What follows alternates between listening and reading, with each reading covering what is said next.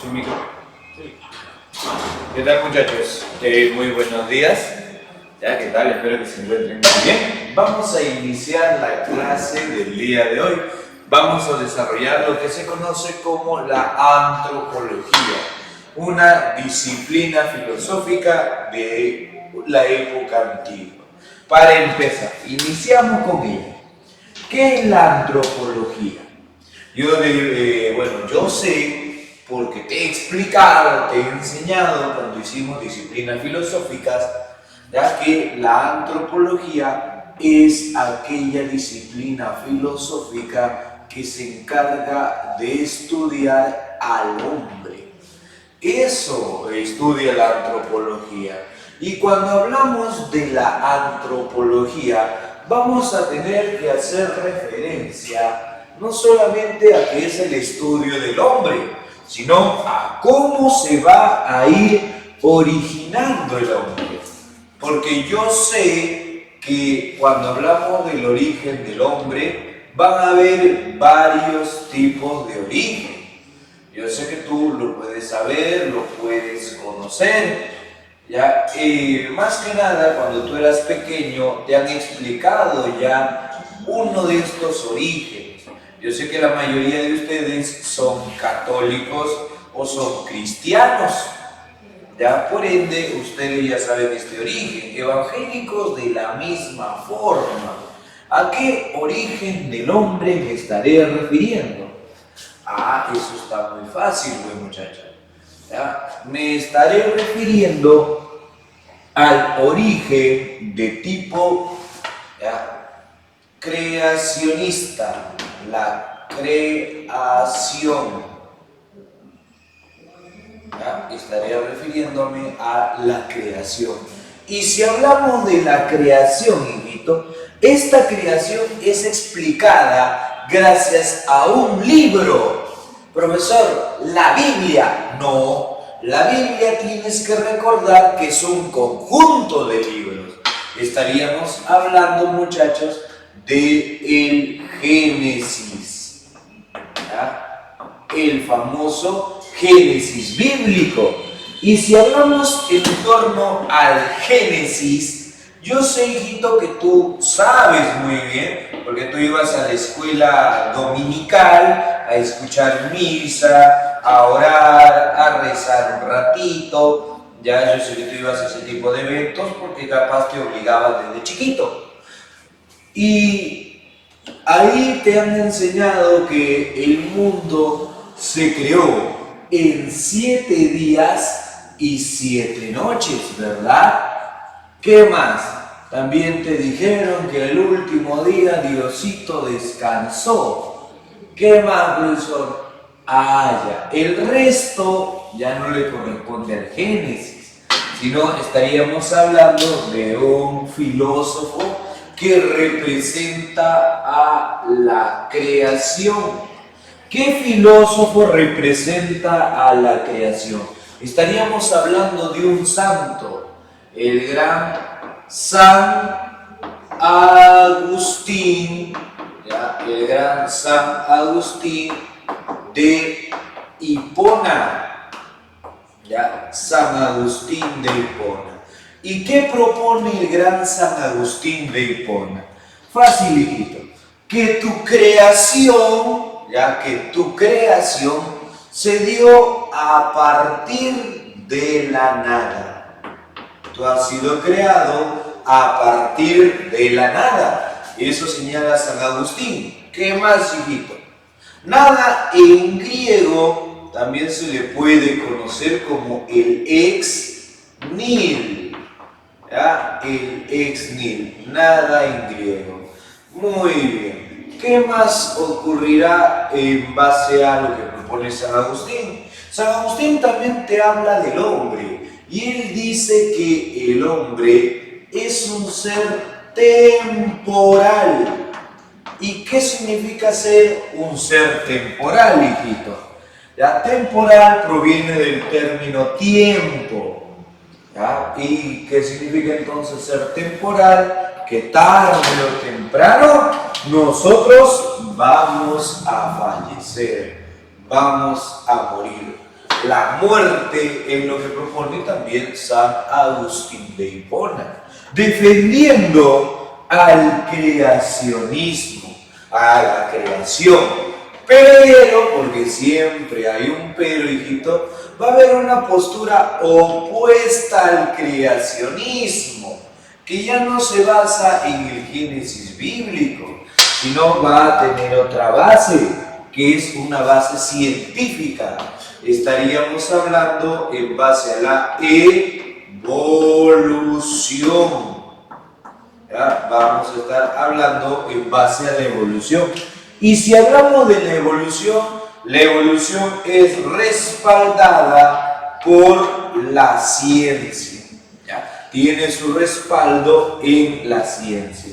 Profesor, ¿y la evolución tiene representantes? Claro, vamos a tener varios representantes. Ya van a existir varios representantes. Profesor, ¿como quiénes? Tendríamos que retomarnos a la aparición de un filósofo griego. Ya es considerado como el discípulo de Tales de Mileto. Estaríamos hablando de Anaximandro. Ya vamos a estar hablando de Anaximandro de Mileto. Muy bien, cuando hablamos de Anaximandro de Mileto, ¿ya? Él es un filósofo del periodo cosmológico. Para ser más específicos, él pertenece a la escuela de Mileto. ¿Ya? Él pertenece a la famosa escuela de Mileto. ¿Qué más? Discípulo de Tales, su arjé era el apeiron. Su arjé era el apeiron. Y lo indeterminado, desconocido, etc, etc. Muy bien, ese es Anaximandro. Pero ¿qué hay que saber en base a Anaximandro? Él es considerado como el precursor. Profesor, ¿precursor de qué? ¿De qué estamos hablando, pues, hijito? El precursor de la evolución. ¿Por qué? Fácil, pues, muchachos, porque Anaximandro señala que la evolución se ha dado a partir de un animalito, se ha dado a partir del pez. Profesor, ¿y por qué a partir del pez? Fácil, porque Anaximandro en su obra titulada Perifiseos o sobre la naturaleza, ahí te habla de que la aparición de todas las especies ya se dio primero en el mar, en el agua, y el único animalito que se conocía que vivía en el agua para aquella época era el pez. Por ende, él considera que la vida humana, la evolución, inició en el agua. Eso también hace una alusión a su maestro. ¿Quién era el maestro de Anaximandro? Estaríamos hablando de Tales de Mileto. Y si tú recuerdas a Tales de Mileto, su arjé, hijito, ¿cuál era? Su arjé era el agua, pues por ende apoyó bastante a su maestro. Muy bien, pero Anaximandro no es el único. Luego de Anaximandro aparece un tal Jean-Baptiste Lamarck. ¿Ya? Aquí aparece Jean-Baptiste Lamarck. Y si hablamos de Lamarck, ¿el que propone?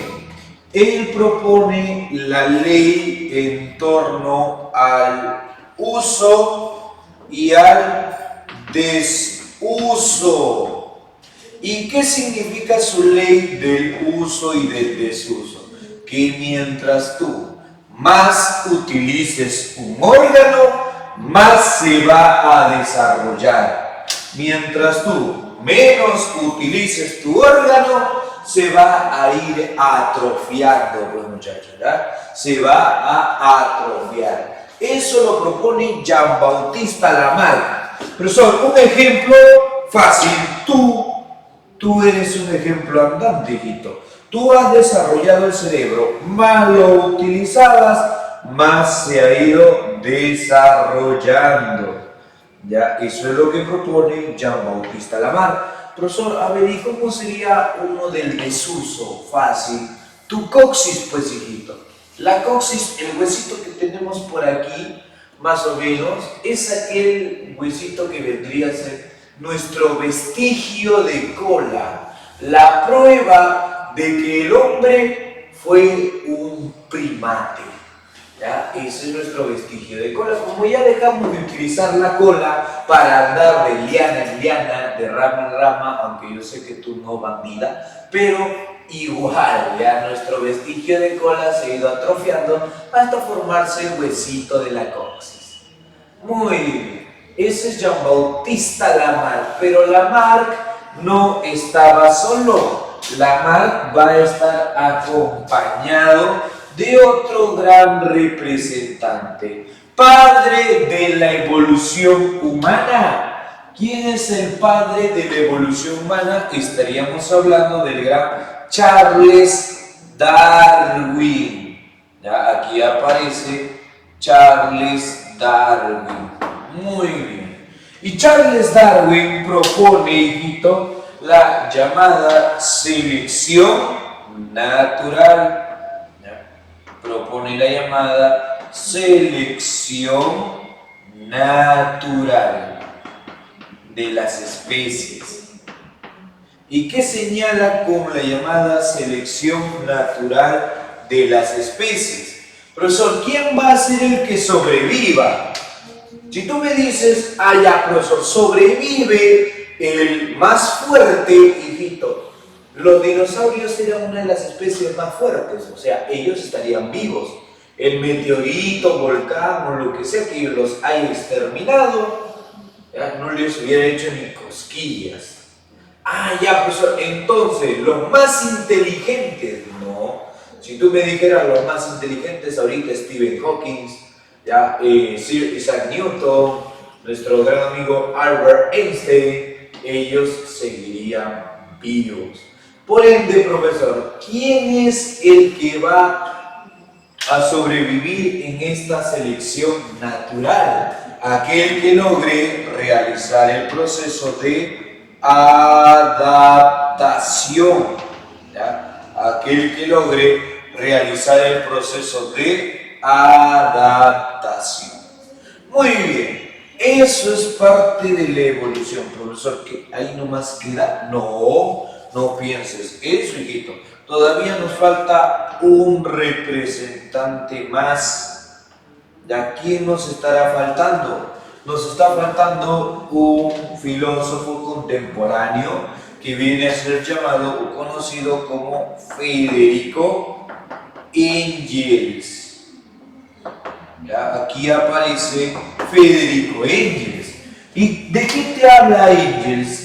Fácil, pues, hijito. Engels te habla de la evolución del hombre en torno al trabajo. O sea que para Federico Engels, profesor, lo más importante era el trabajo. Sí, hijito. ¿Ya? Por ejemplo, sería el caso de la llamada comunidad primitiva. En el caso de la comunidad primitiva, ahí el hombre tenía un tipo de economía, que era una economía parasitaria o depredadora. ¿Y qué es lo que ocurre en torno a esta economía parasitaria o depredadora? A que el hombre se va a tener que dedicar a 3 actividades muy importantes. Yo sé que tú sabes, yo sé que tú las conoces. El hombre se dedicaba a la caza, a la pesca y a la recolección. Por ende, el trabajo, caza, pesca y recolección permitió la evolución y desarrollo del hombre. Eso es lo que propone el gran filósofo llamado Federico Engels. Pero ojo, eso es la evolución. Usted me dijo, profesor, que eran 3 teorías. Sí, yo te dije eso. Ya, hay una teoría más en torno al origen de nuestra especie. Muy bien, profesor, ¿y cómo se llama esa teoría? A esa teoría se le conoce como la teoría creacionista, ya, creacionista evolutiva. ¿Ya? La teoría creacionista evolutiva. O sea que, profesor, ¿qué señala? Señala, hijito, justamente lo que sé que estás pensando, que unió a la creación y a la evolución. Sí. ¿Y quién planteó esta teoría, profesor? Fácil. El que va a plantear esta teoría se llama Teilhard, ya se llama Teilhard de Chardin, ya Teilhard de Chardin. Él es el que plantea esta teoría. ¿Ya? ¿Y de qué trata su teoría de Teilhard de Chardin? Lo que busca es unir, reconciliar a la creación con la evolución. Él señala que primero, hijito, se dio la creación. El hombre ya fue creado por Dios, pero fue creado capaz como un simio, como un primate. Y a partir de ello, bueno, pues el hombre ha realizado la evolución. Ojo, él no niega la creación, sino que para Teilhard de Chardin es el punto de partida de la vida del hombre. Ya es considerado como su punto de partida. El hombre ha sido un ser creado, pero a la par ha ido evolucionando. Él no niega eso. A pesar de ser un curita y ser un sacerdote, nuestro amigo aún así apoyaba a la evolución humana. Muy bien, pero ya hablamos del origen. Nos falta hablar de otro problema en torno al hombre, ya que va a depender de ti si tú crees en la creación, la evolución, o tú crees que fue una teoría creacionista. Por ende, vamos a ver ahora al siguiente punto. Profesor, ¿cómo se llamó el siguiente punto, el siguiente problema? El otro problema que atraviesa el hombre es su esencia. ¿Cuál es la esencia del hombre? ¿Es lo que le gusta a nuestro amigo Alberto? ¿Cuál será la esencia del hombre, profesor? Fácil, hay varias esencias, muchachos, ya tú escoge cuál. ¿Ya? Van a existir distintos tipos de esencias. Para ello, veamos las siguientes esencias. Vamos a tener, por ejemplo, a un movimiento. ¿Ya? Vamos a tener por acá a un movimiento. Porque en realidad han existido varios movimientos con relación a la antropología. Van a aparecer aquí a los llamados clásicos. Aquí aparecen los clásicos, muchachos. Muy bien, ¿y quiénes son o quién es? Porque solamente hay un principal representante en torno a los clásicos. ¿Quién es este gran personaje? Estaríamos hablando del filósofo llamado Aristóteles. ¿Ya? Acá aparece el padre de casi todas las ciencias. Aquí aparece el gran Aristóteles. Muy bien, ahí aparece el ahora. Para Aristóteles, ¿qué vamos a tener que saber en torno a él? ¿Cómo define al hombre?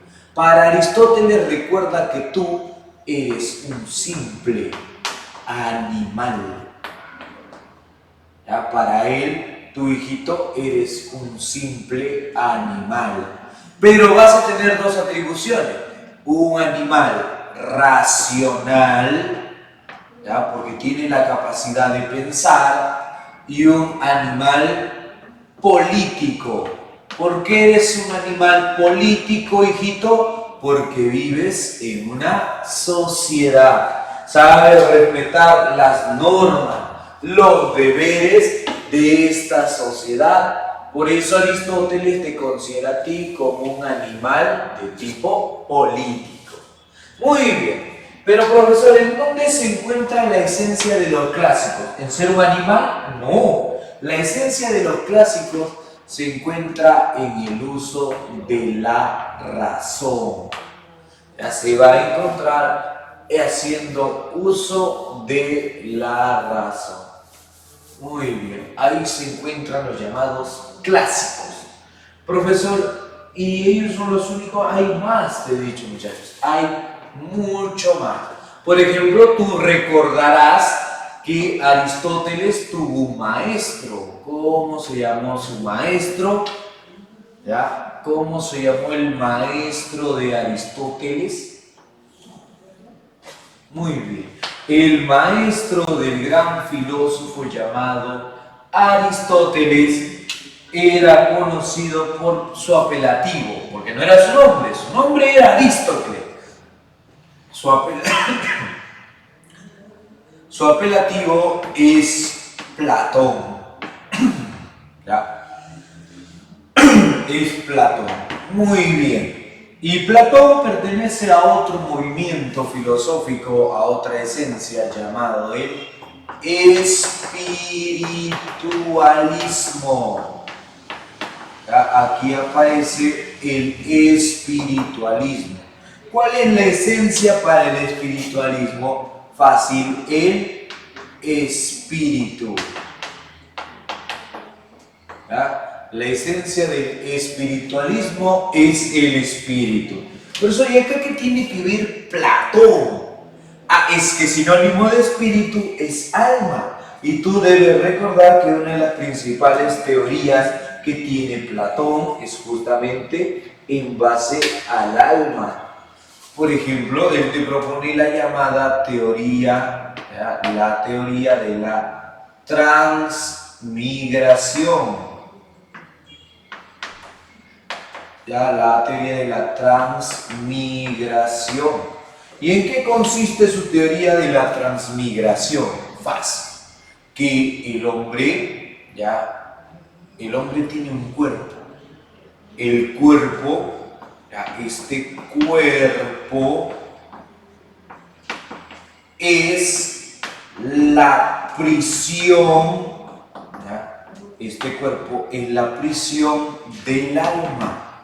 Y si hablamos de que el cuerpo es la prisión del alma, estamos hablando de un alma de tipo inmortal. Eso es lo que propone el gran filósofo llamado Platón en base a su teoría de la transmigración. Que nosotros tenemos un cuerpo que es a su vez la prisión del alma, y el alma se caracteriza por ser inmortal. Ahí recordarás, hijito, que cuando hicimos al periodo ontológico, yo te dibujé ahí un fantasmita con cierta similitud a Pac-Man. Por ende, ahí se ejemplificaba, mejor dicho, ese tipo de cosas. Pero como te dije en clase, esto solamente es recordar lo que hemos venido haciendo semana tras semana. Muy bien, después del espiritualismo van a aparecer otros movimientos filosóficos, en base al hombre. ¿Qué otro movimiento filosófico aparecerá? Vamos a tener, por ejemplo, al llamado simbolismo. Vamos a tener aquí al simbolismo. Muy bien. Y cuando hablamos en base al simbolismo, ¿qué es lo que propone este simbolismo, hijito? A ver, el simbolismo va a estar representado por un gran filósofo, un gran representante. Estaríamos hablando del gran filósofo llamado Ernest Cassirer. Cassirer. Muy bien. Si hablamos de Ernest Cassirer, él señala, hijito, que tú también eres un animal, ¿ya? Tú eres un animal simbólico. ¿Por qué eres un animal simbólico? Porque para lo único que sirves es para interpretar símbolos y signos. ¿Ya? Nada más. Para poder interpretar símbolos y signos, te diría Ernest Cassirer. Y para Ernest Cassirer, justamente la esencia se encuentra en estos símbolos. ¿Ya? Para ellos se encuentra en estos símbolos. Muy bien. Luego aparece otro movimiento filosófico. ¿Cómo se llama el otro movimiento filosófico? Estaríamos hablando de dualismo. Vamos a tener aquí al dualismo. Muy bien. Dualismo. Ahí está. Pobre que te equivoques. A ver. Muy bien, ya debes saber espiritualismo, espíritu. Ya, simbolismo, símbolos. Dualismo, dualismo viene del término dual. Por ende, serán dos esencias. ¿Ya? Vamos a tener aquí a dos esencias. Profesor, ¿y cuáles son? Bueno, dependerá bastante del filósofo en el cual hablemos. Por ejemplo, vamos a tener el caso del filósofo llamado René Descartes. ¿Ya? Estaríamos hablando de René Descartes, filósofo de carácter racionalista. Si hablamos de René Descartes, él es el creador de una teoría, la llamada teoría de las reses. Por acá lo colocamos, ¿ya? Su llamada teoría de las reses, o también considerado como su teoría de la sustancia. Él va a dividir esta teoría de las reses en dos reses muy importantes. ¿Ya? Vamos a tener aquí, hijito, a dos reses muy importantes. ¿Cuáles serían estas dos reses? A ver, ¿cuáles serán estas dos reses? ¿Con qué color lo hacemos? Ya, con rojito. Muy bien. A ver, jalamos, ya. Vamos a tener aquí, hijito, a dos reses muy importantes. Muy bien. ¿Cuáles son estas dos reses? Vamos a tener primero a la llamada res, ya, a la llamada res pensante y a la res extensa. ¿Ya? A la res pensante y la res extensa. Si hablamos de la res pensante, acá se ubica el alma y se va a ubicar la razón. Y la res extensa vendría a representar al cuerpo. ¿Ya? Eso es lo que propone el gran filósofo llamado René Descartes, que el dualismo se encuentra en dos esencias, en este caso la res pensante y la res extensa. Muy bien, él recuerda que pertenece a un movimiento filosófico llamado el racionalismo, pero él no es el único, hay varios racionalistas. Dentro de los racionalistas tendremos a un filósofo llamado Blaise Pascal. ¿Ya? Vamos a tener también al gran filósofo llamado Blaise Pascal. ¿Ya? Aquí está. Muy bien, Blaise Pascal. Y Pascal, ¿qué te dice del hombre? Bueno, para empezar, para Pascal el hombre es una caña, ¿ya? El hombre es una caña pensante, ¿ya? Es una caña pensante. Eso es el hombre para Blaise Pascal. Tú simplemente eres una caña pensante debido a que para pensar no requieres de un gran movimiento. Muy bien, profesor, ¿qué es lo único que propone? ¿Solamente que es una caña pensante? No. ¿Ya? No. Él también propone una frase. ¿Cuál es esa frase? Ya. Existen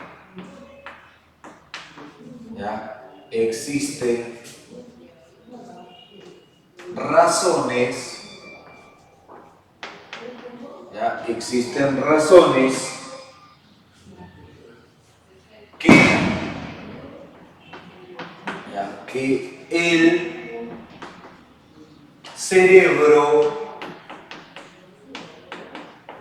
que el cerebro, no entiende. Que el cerebro no entiende. Pero,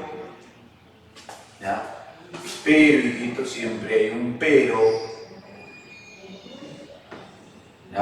Pero, está muy chiquito, ahí está. Pero que el corazón, comprende.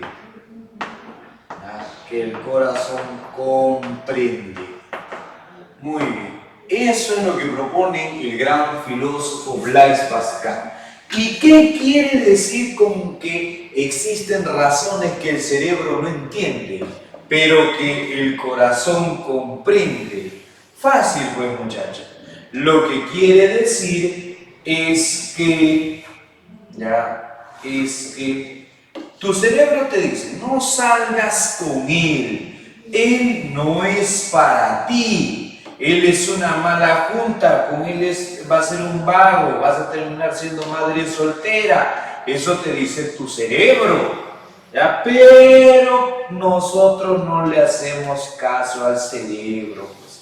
El cerebro te dice, no, él te va a lastimar tu corazoncito, no, corazón, no, y el corazón dice, ay, pero yo lo puedo cambiar, yo lo voy a hacer, él es un hombre distinto y diferente a los demás.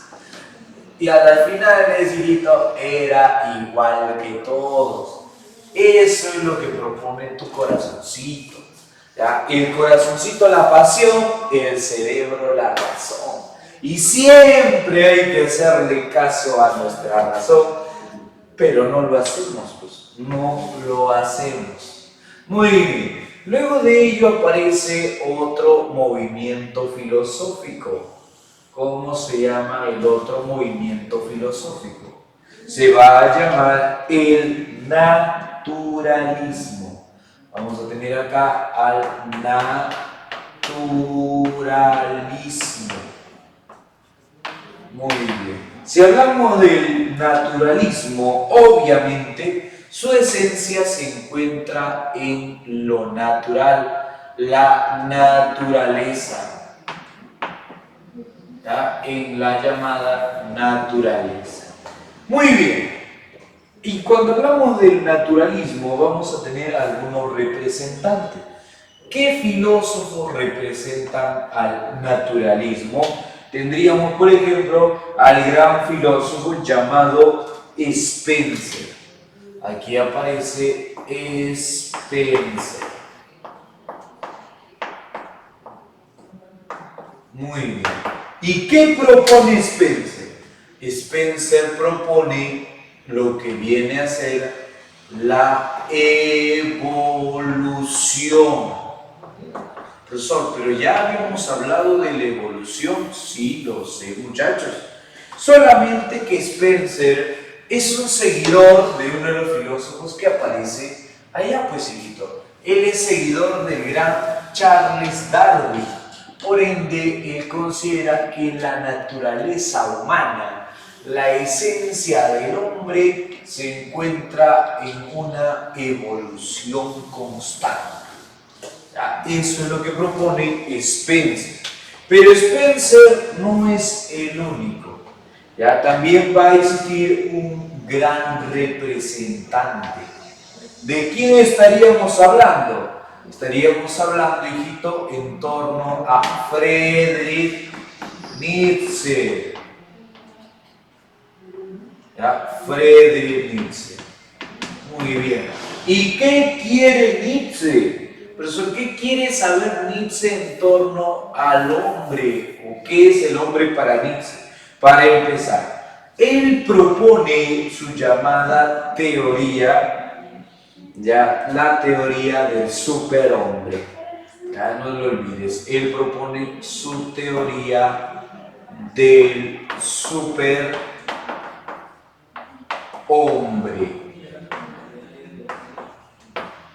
¿Y qué quiere en esta teoría del superhombre?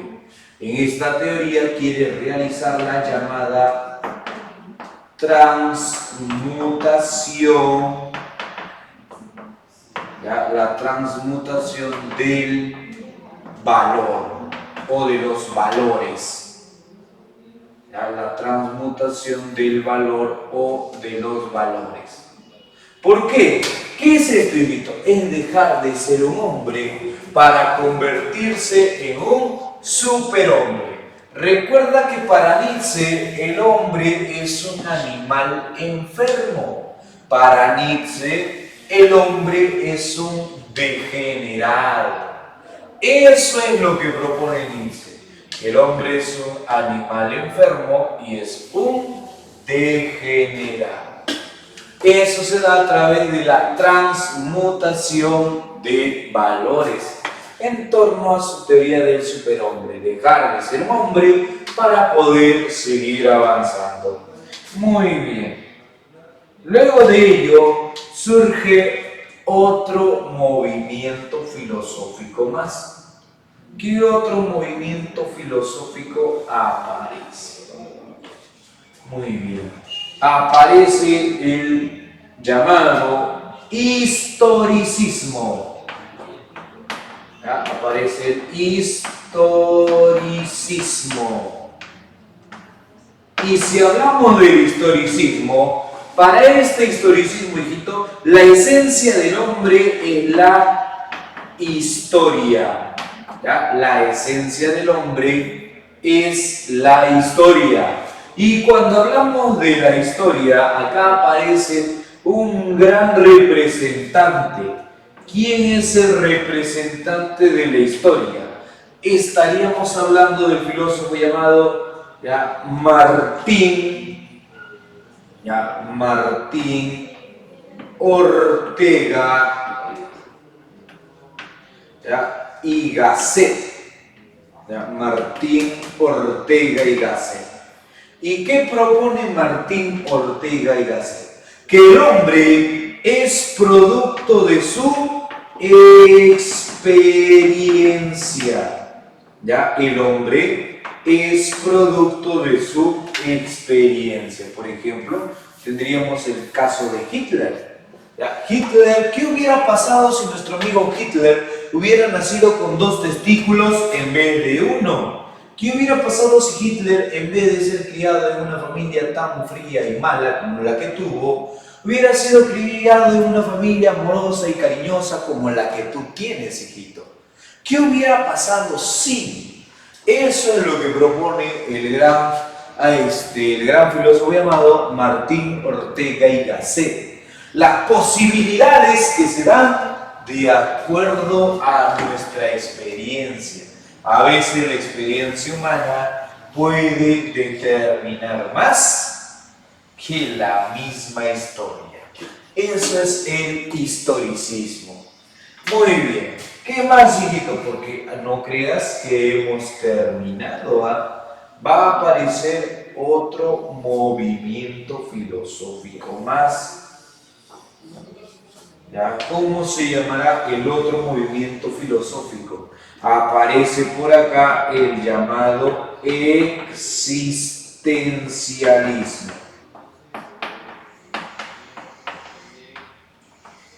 Aparece el existencialismo. Y si hablamos del existencialismo, ¿cuál es la esencia del hombre? Para él la esencia del hombre es la existencia. ¿Ya? Para él la esencia del hombre lo determina su existencia. ¿Y quién será el representante del existencialismo? Fácil. El representante del existencialismo va a ser el gran filósofo llamado Jean-Paul Sartre. ¿Ya? Aquí aparece Jean-Paul Sartre. ¿Y Sartre cómo define al hombre? Para el hombre, su existencia se da en la plena libertad. ¿Ya? La existencia del hombre se da cuando tú eres completamente libre. Muy bien. Y estos son los principales movimientos que se desarrollan para poder conocer a la antropología, ¿ya? Para poder desarrollarse en base a la antropología. Muy bien, profesor, que ahí ya terminó la clase. No, hijito, no pienses eso. Ahora toca realizar otro proceso. ¿Ya? ¿Proceso, profesor? Sí. Porque vamos a hacer ahora la parte de psicología. Ya vamos a ver ahora lo que es la parte de psicología en torno a un tema que nos ha faltado hacer, pues muchachos. Profesor, ¿qué tema nos ha faltado hacer? Nos ha faltado hacer el tema titulado, ya lo que te falta, hijo. Eso vamos a hacer el día de hoy. Profesor, ¿y qué me falta? ¿Qué me estará faltando? Si lo estás pensando es porque te falta. Pues. ¿Ya? ¿Qué te falta? Estaríamos hablando de la inteligencia. Ya estaríamos hablando de la inteligencia, hijito. Lo que te falta. Muy bien. Ahí está. Ya tenemos tu inteligencia. Eso es lo que vamos a hacer el día de hoy. Ahora, la inteligencia, hijito, va a atravesar distintos momentos, distintas etapas, por ende tiene distintos conceptos. Pero, ¿qué es la inteligencia así a grandes rasgos? La inteligencia, hijito, es la capacidad de poder resolver, ¿ya? De poder resolver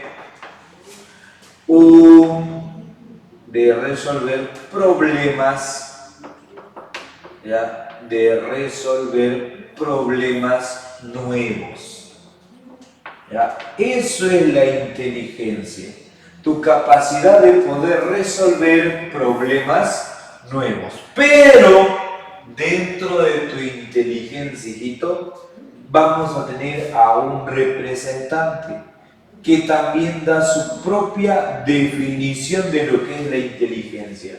Aquí aparece el psicólogo llamado Jean Piaget. Ya aquí aparece el gran psicólogo llamado Jean Piaget. Y si hablamos de Jean Piaget, el que propone en torno a la inteligencia, él propone la llamada adaptación. O sea que, profesor, el que se adapte mejor será más inteligente. Sí, eso según lo que propone Jean Piaget. Eso es lo que considera él como fuente básica de nuestra inteligencia, de nuestro conocimiento. Pero no queda ahí, ¿no? Vamos a tener más todavía. ¿Cómo que más? Sí, tendremos que saber, por ejemplo, alguna de las teorías que giran en torno a tu proceso de inteligencia. Por aquí vamos a ver algunas de las teorías.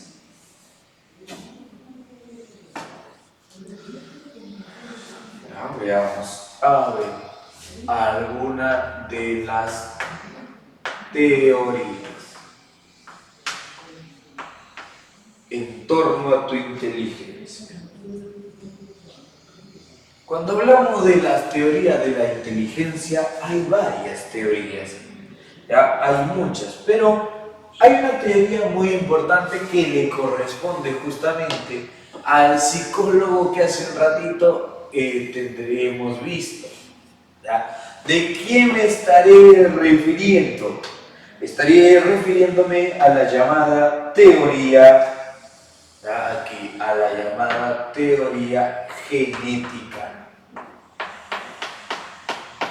Si hablamos de la teoría genética, hijito, ¿ya? ¿Quién es el autor de esta teoría? A ver, yo sé que tú lo conoces, dime. ¿Quién es el autor de esta teoría? Estaremos hablando del psicólogo llamado Jean Piaget. ¿Ya? El autor es Jean Piaget. Muy bien.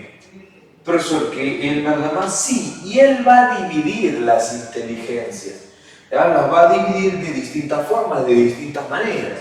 Jean Piaget, ¿cómo las divide? ¿Cómo las separa? A ver, él las va a dividir según el desarrollo humano. Por ejemplo, vamos a tener la etapa, ¿ya? La etapa, hijito, sensorio-motor. Sensorio-motor. ¿Y cuándo ocurre esta etapa? Fácil. Esta etapa ocurre desde los 0, desde los 0 hasta los 3 años. O sea, nos estaremos refiriendo a tu primera infancia. ¿Ya? Estaremos hablando de tu primera infancia.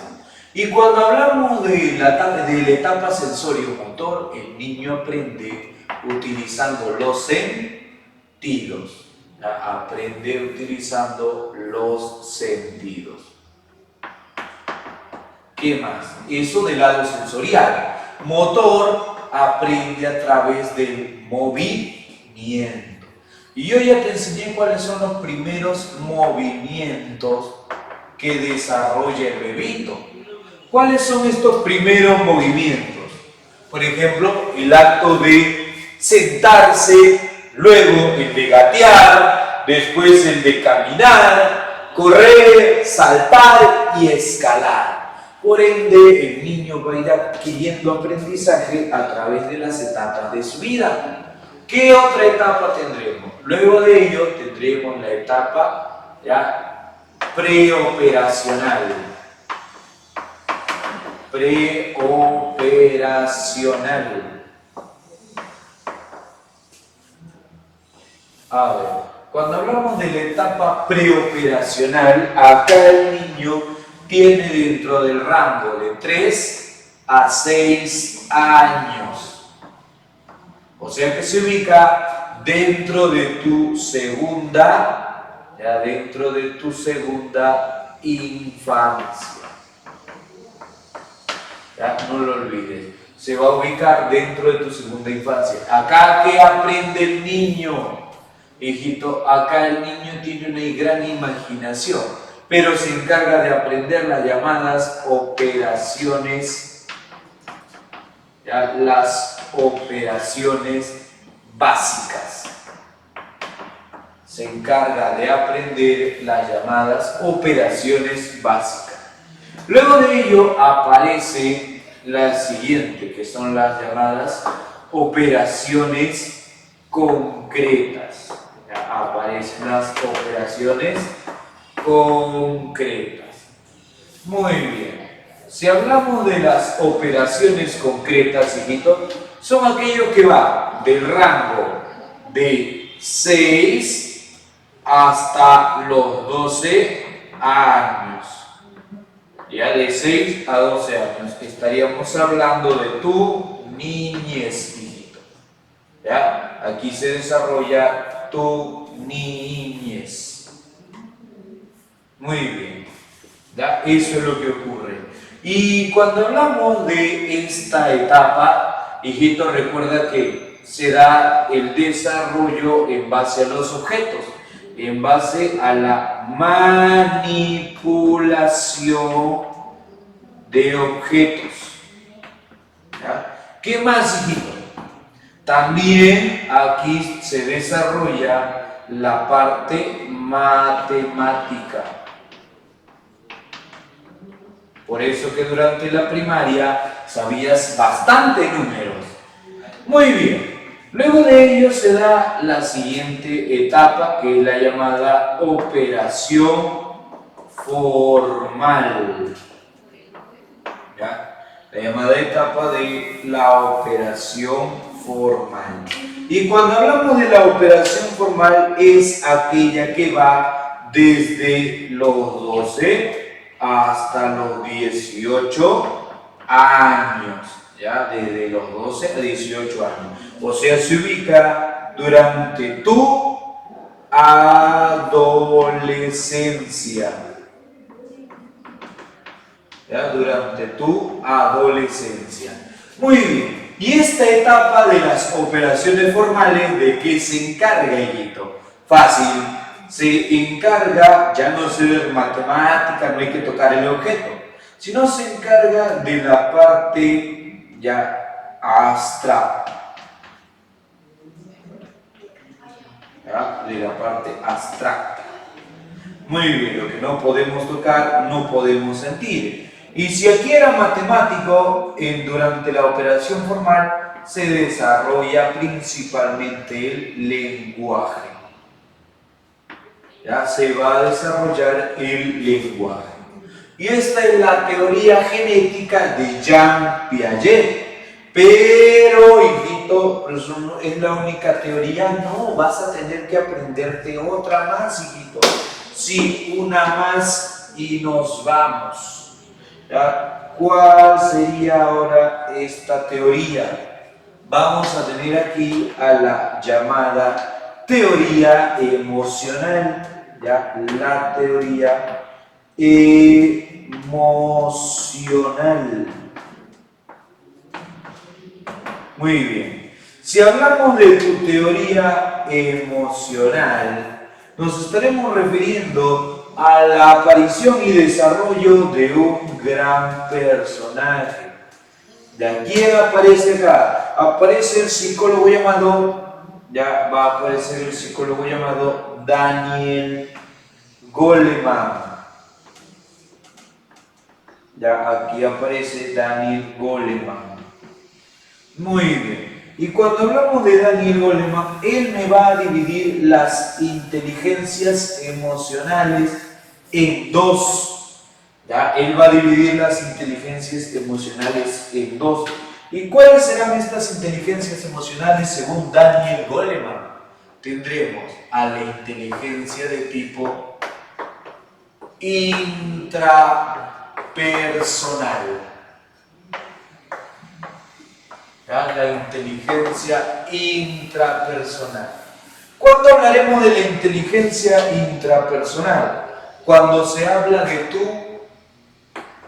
autoconocimiento. ¿Ya? Cuando se habla de tu autoconocimiento. Te conoces a ti mismo. Fortalezas, desventajas, debilidades. Eso sería tu inteligencia intrapersonal. El control de tus propias emociones. Pero así como hay intra, también existe la llamada interpersonal. ¿Y de qué se basa tu inteligencia interpersonal? Fácil, hijito. Se basa en la llamada empatía. ¿Ya? Aquí vamos a tener a la llamada empatía. ¿Y qué es la empatía? ¿Qué es ser empático? Ponerse en el lugar de la otra persona, ¿ya? Y entender sus emociones. Porque hay ese tipo de personas que ven a una persona llorando y le preguntan, ¿estás llorando? Ya, ese es un claro ejemplo de que le falta a esta persona una inteligencia intrapersonal, le falta empatía. Una vez que se ha dado este tipo de cosas, hijito, ahora nos falta ver otro punto importante. ¿Cómo se llamará el otro punto importante? Fácil. Estaríamos hablando de la medición. Ya estaríamos hablando de la medición. Hijito, de la medición de tu inteligencia. Y cuando hablamos de la medición de tu inteligencia, ¿quién es el autor? El autor de la medición de la inteligencia viene a ser el psicólogo llamado Alfred Binet. Aquí aparece Binet. ¿Y Binet qué hace, hijito? Ya, él es el creador de los primeros test de inteligencia. Y para poder medir tu inteligencia, hijito, vamos a tener que ver la fórmula. ¿Cuál es la fórmula de la inteligencia? Se titula SEI. ¿Qué significa SEI? El SEI, hijito, quiere significar, ¿ya?, el llamado coeficiente, ¿ya?, es el llamado coeficiente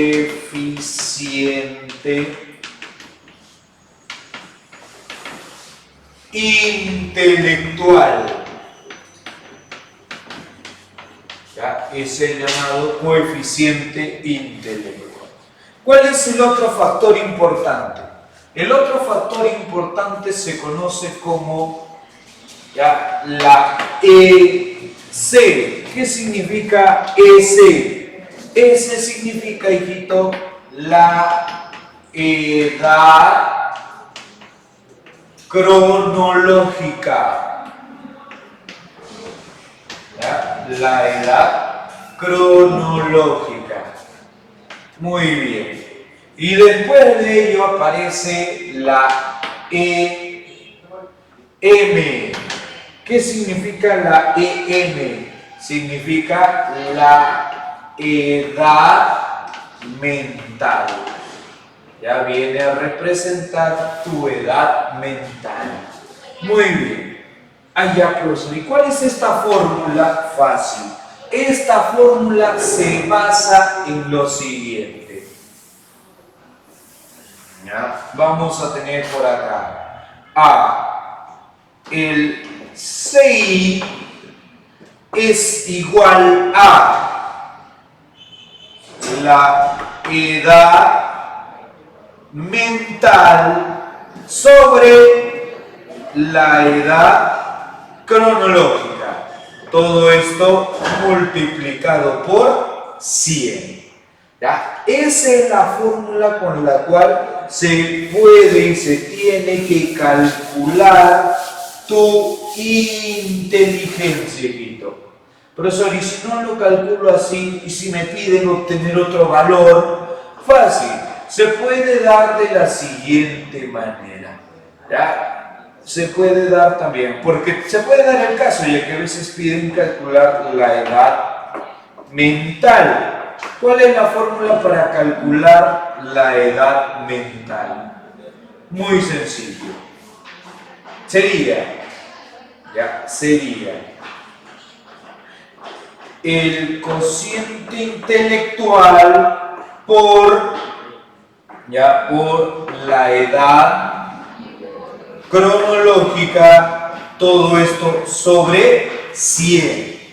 ¿Ya? Todo esto multiplicado, todo esto dividido por 100. La otra fórmula, a ver, para calcular tu edad cronológica. ¿Cuál sería la fórmula para calcular la edad cronológica?